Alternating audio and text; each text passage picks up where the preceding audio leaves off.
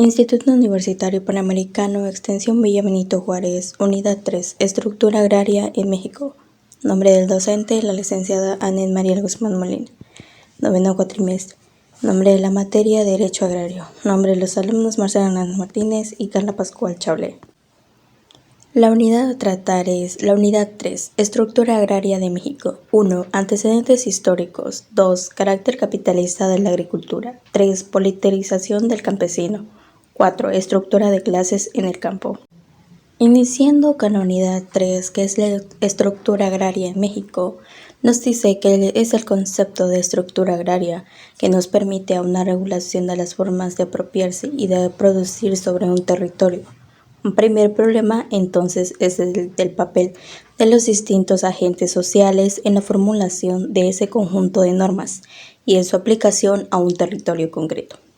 En cuanto a la estructura de pensamiento en la elaboración y sistematización de estas normas, tienen un papel crucial las esferas especializadas de la cultura letrada, en particular la administración de justicia. De acuerdo a la Ley de Sociedades, existen 4 tipos de sociedades rurales. Número 1. Unión de ejidos o unión de ejidos y comunidades. Esta se puede integrar por más de 2 ejidos o comunidades. Número 2. Asociación rural de interés colectivo. Esta se puede construir por 2 o más ejidos o comunidades. Número 3. Sociedades de producción rural. Se constituyen por 2 o más personas físicas. Número 4. Unión de sociedades de producción rural. Esta es de 2 o más sociedades de producción rural podrán construir uniones con personalidad jurídica propia. En dicha ley se estableció la restitución y dotación de tierras a los pueblos, y para tal fin se prohibió realizar expropiaciones. Se anularon las enejaciones, las concesiones y las ventas de aguas, tierras y montes, así como los apeos y deslindes que hicieron gobiernos anteriores violando las leyes. Antecedentes históricos. Se elevó a rango constitucional por primera vez en la Constitución Política de los Estados Unidos Mexicanos, promulgado el 5 de febrero de 1917. Desde ese momento ha tenido diversas legislaciones reglamentarias del artículo 27 de nuestra Carta Magna.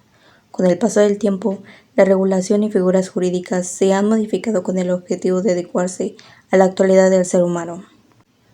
La ley agraria vigente entró en vigor el 27 de febrero de 1992 y si bien ha sido objeto de varias reformas, no menos cierto es que a 3 décadas de su publicación se considera necesario contar con una nueva ley que no solo regule la situación actual del campo mexicano, sino que marque las pautas y encamine a nuestra sociedad hacia el futuro. Este estudio tiene como finalidad analizar la ley agraria vigente, específicamente su regulación sustantiva y realizar algunas reflexiones en torno a la situación actual de la justicia agraria en este país. El primer antecedente histórico que se analizará dentro del marco jurídico agrario en los Estados Unidos mexicanos será el Plan de Ayala, celebrado el 28 de noviembre de 1911, suscrito por Emiliano Zapata, documento que nace por la inconformidad del pueblo respecto al actuar de Francisco I. Madero, una vez que se derroca la dictadura del general Porfirio Díaz. Tal descontento tenía su origen ante el incumplimiento a diversos acuerdos señalados en el Plan de San Luis, que impulsaron ambos personajes. Las diferencias eran claras. Madero, hombre preparado, creía y luchaba por la democracia. Emiliano Zapata, hombre inculto que había sufrido en carne propia el despojo de sus tierras, creía que la paz no podría lograrse hasta que no se solucionara el problema agrario en México. Se restituyeron y dotaron en tierras, y estos principios se consagraron en las tierras de México.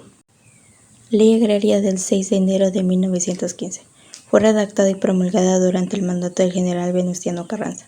Buscaba poner fin al problema agrario en México, señalando el despojo de las tierras como una de las causas que generaban mayor inconformidad de las poblaciones agrícolas, y que tales despojos se habían realizado por autoridades políticas actuando de forma contraria a las leyes, así como por acciones entre personal de la entonces Secretaría de Fomento y Hacienda, oficializando con ello la admisión de la existencia del problema agrario en la nación.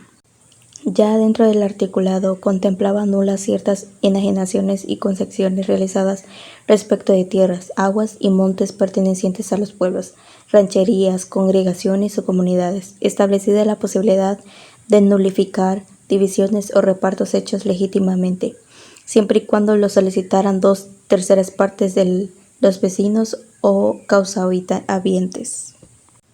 Otro antecedente histórico fue el Código Agrario de 1934. Fue expedido bajo el mandato de Abelardo L. Rodríguez. Fue el primer Código Agrario de los Estados Unidos mexicanos, tal como lo comenta Antonio de Ibarrola. Este ordenamiento reúne además materias y otras leyes, como la reglamentación sobre participación de tierras ejidales y constitución del patrimonio parcelario ejidal, la de nuevos centros de población agrícola y la de responsabilidades de funcionarios en materia agraria.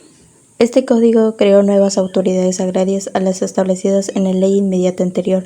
La Comisión Nacional Agraria fue reemplazada por el Departamento Agrario. La Comisión Local Agraria se convirtió en la Comisión Agraria Mixta y entraron en operaciones los comités ejecutivos agrarios en lugar de los comités particulares ejecutivos. Aunado de los anteriores, se consideraron como autoridades agrarias al titular del Ejecutivo Federal y a los comisionarios ejidales. Código Agrario de 1940. El código enumera a las autoridades agrarias. También establece el procedimiento para la restitución de tierras y aguas a los núcleos de población, así como la dotación a los que carezcan de ellas. Establece quienes no contaban con capacidad para obtener dotación de tierras, bosques o aguas, y especifica qué propiedades se consideraban susceptibles de afectación.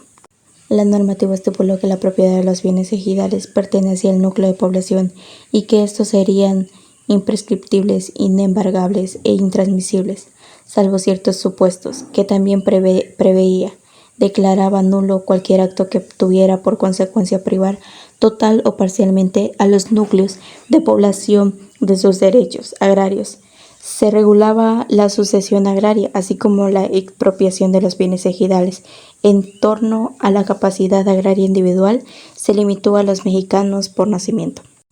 Código Agrario de 1942. El código establecía que los bienes ejidales que resultaran vacantes por falta de heredero o sucesor volverían a la propiedad del núcleo agrario. También la posibilidad de conversión del régimen ejidal a comunal y viceversa existía en casos de excepción a la explotación directa de la parcela. También señalaba como inembargables, inalienables y sin posibilidad de gravarse los derechos del ejidatario sobre la parcela, sobre la unidad de dotación y cualquier otra sobre los bienes del ejido. Básicamente perduran las líneas de acción y de trabajo del código anteriormente abordado.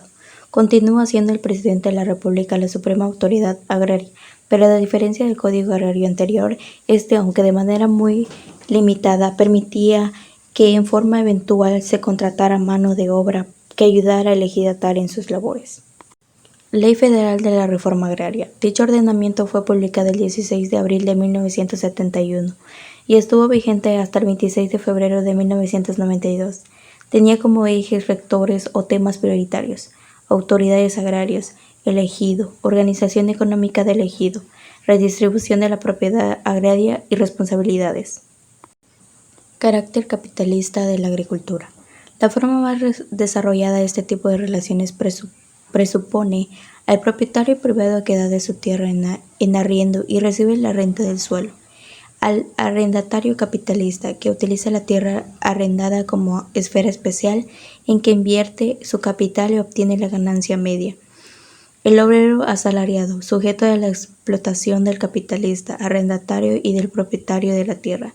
En la agricultura, estas relaciones se establecen entre las tres clases fundamentales de la sociedad burguesa: los obreros asalariados, de los que también forman parte los braceros con parcela, los capitalistas, en la persona de los empresarios arrendatarios, los terratenientes, grandes propietarios de la tierra. El desarrollo del capitalismo en la agricultura, aunque presenta sus particularidades, se halla sujeto a la acción de las leyes generales del modo capitalista de producción. La concentración de la propiedad territorial en manos de los grandes terratenientes, de la oligarquía financiera y de los bancos va acompañada del desplazamiento y de la ruina de los pequeños productores.